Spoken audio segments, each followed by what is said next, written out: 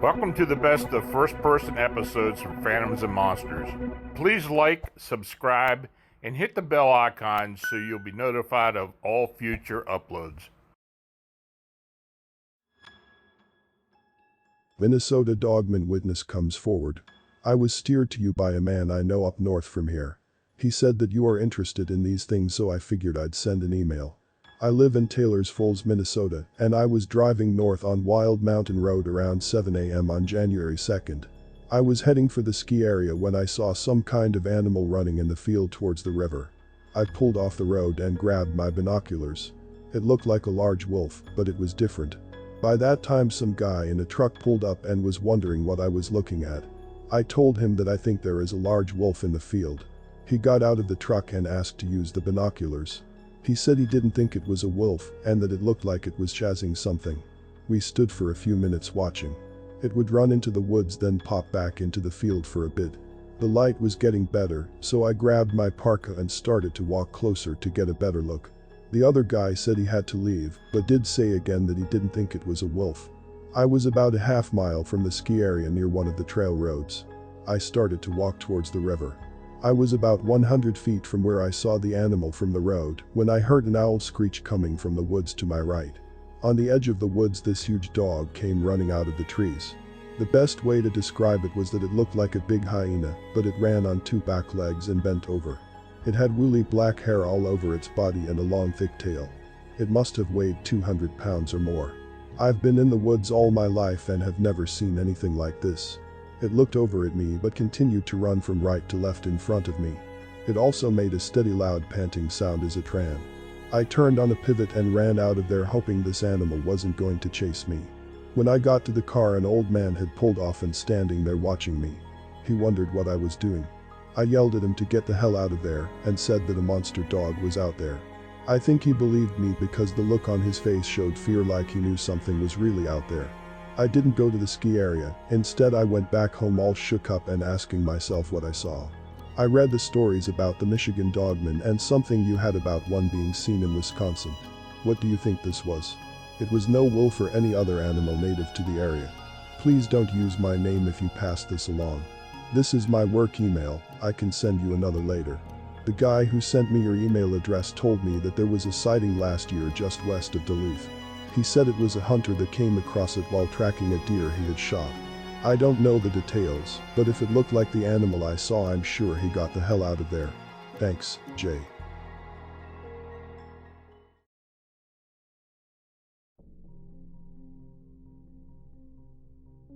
Dogman encounter in Baraga County, Upper Peninsula, Michigan. Last fall, my son and I were driving on US 41 Michigan 28 towards Three Lakes in Michigan's Upper Peninsula, where I live. The beast ran across the highway near Tioga Creek. I had not heard of this before reading Phantoms and Monsters, but this is exactly what we saw. We are familiar with all animals living here. Moose regularly cross in front of drivers, so we watched the sides of the roads carefully. We were very puzzled and thought it might be some mutant wolf, and could not figure out what we witnessed. It ran fairly fast, about 50 feet in front of our truck. It was so strange because the front of it was much higher up than the back, larger than a wolf. Very strange to see it on your website. It did not look exactly like the video or drawings I saw, but very close. The side view shape of the animal was almost like an ape shape, with the front legs longer than the back legs, which made it run funny. It ran like a bear runs, with the exception of the back legs being shorter, if you can picture that. The front, from the angle I saw, looked like it must have had a wide chest. The head appeared wolf-like, but it definitely was not a wolf. The color was brown and black mixed. The hair seemed made long, like a wolf, and I remember thinking it might have had mange, must have had patches of hair missing. I was telling my son, who is 13, about what I had found on your site and asked him what he remembered. He gave the same description, how very strange and out of place it was. He said that this spring he saw the same type of thing on a logging road near our house. I do remember him telling me that at that time, and it was the same thing. He was riding his dirt bike. We live in an extremely remote area, and it ran across the trail. I know where he is talking about because I pick berries there and do get a weird feeling like something is watching me. A neighbor told me that area is Bigfoot Central, which I did not know or believe. But after doing further research today, there are a lot of reports of strange creatures in this area that go back many, many years. Who knows what it is, but as long as it's not hurting anything, I hope it is left alone. I am very familiar with the wildlife. I do hunt and know my tracks. I have not seen any strange tracks, but now will really keep my eyes open. Please keep me informed if you get any other reports from my area. Rhonda.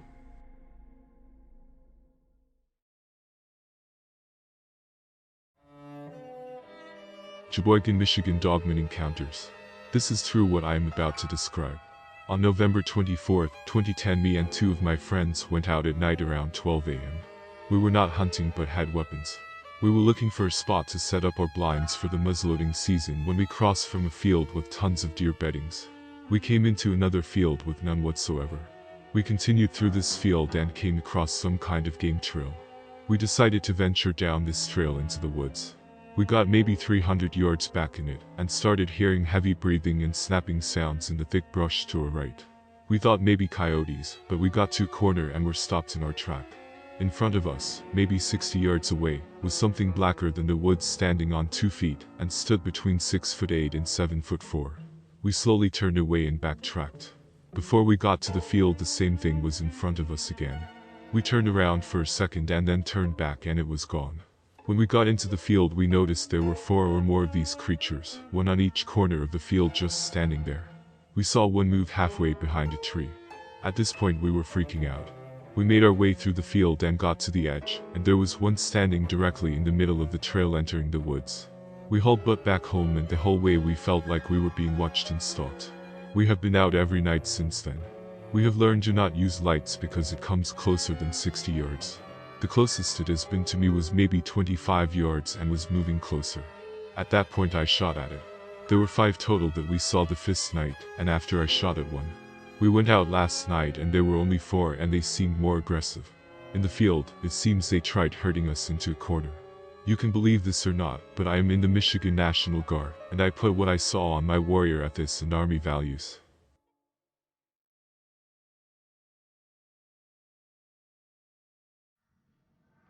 Tracking a Wisconsin dogman. My girlfriend and I went out to feed deer for the hunting opener on November 22, 2008. We were in the Cheboygan National Forest in northern Wisconsin.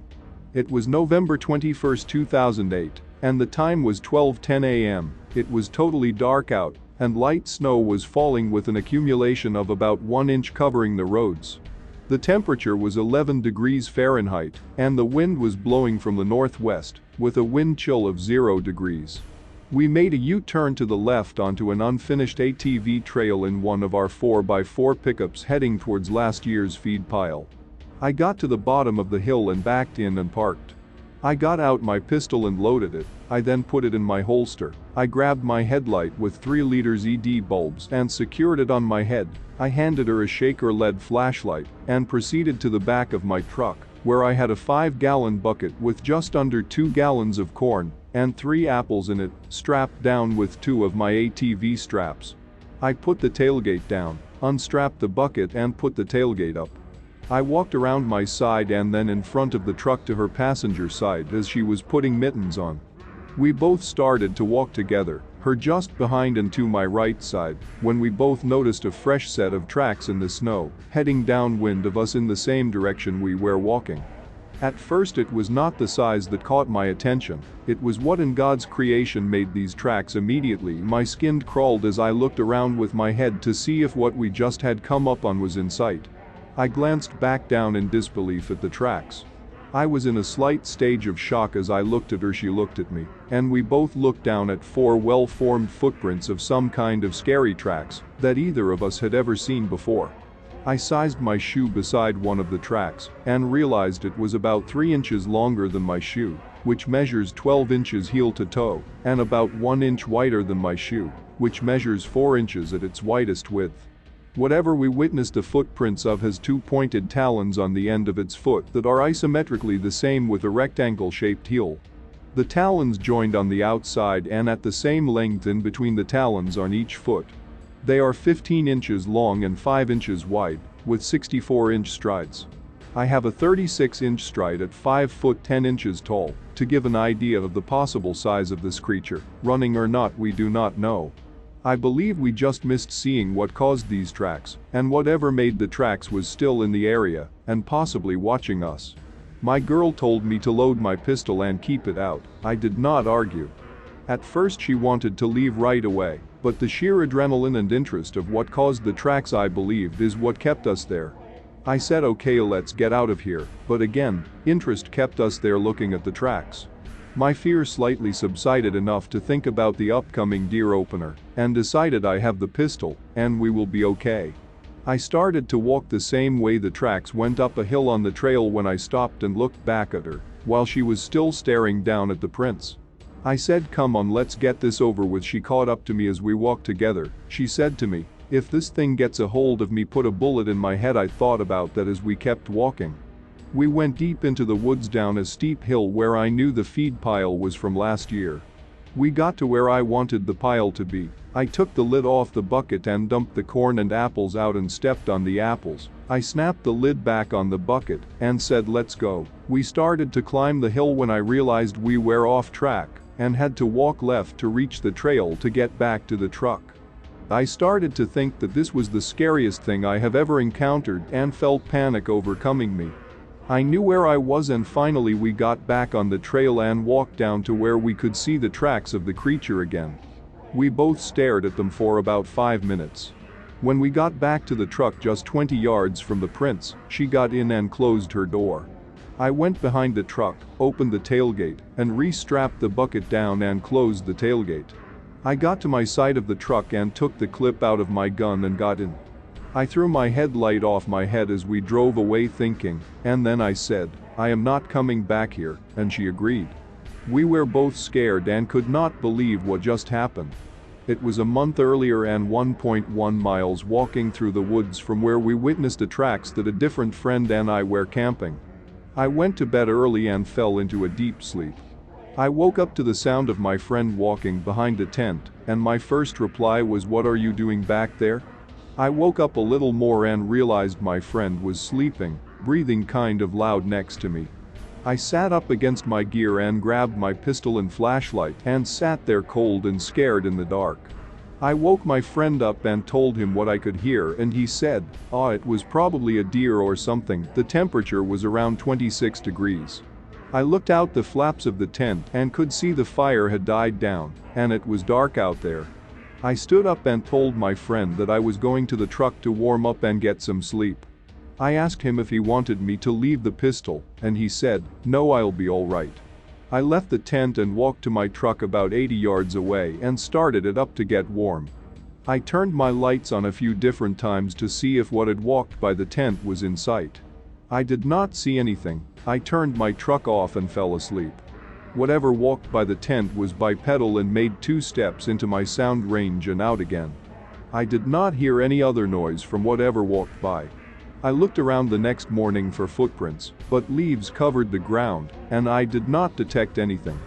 A little more than 2 years earlier.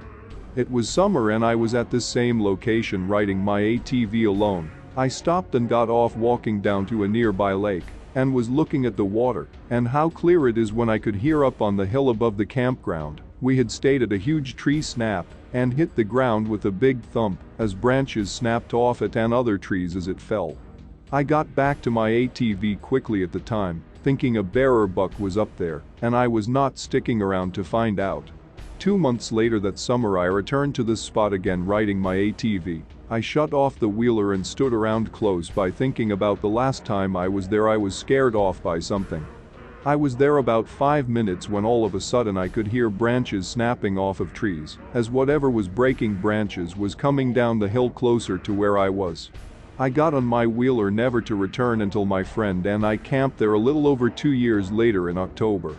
My first 2 experiences with this creature while I was alone made me think it was possibly a bear or a buck deer. Trouble with this theory is that I have come up on bear a dozen or so times, and every time, the bear is running as fast as it can in another direction, and whatever was making the tree sounds was not running anywhere.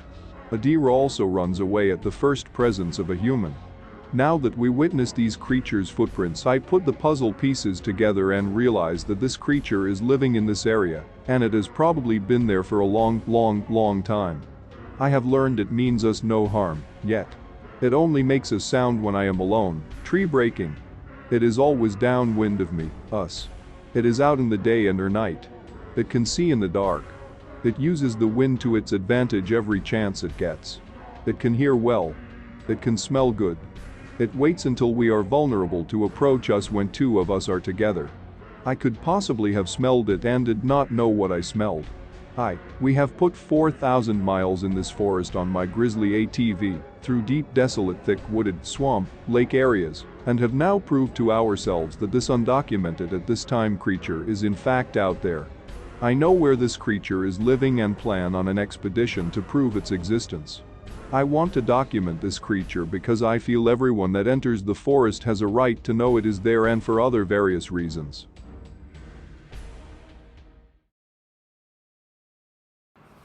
This is Lon Strickler. If you like this program, it would help us if you would give it a thumbs up.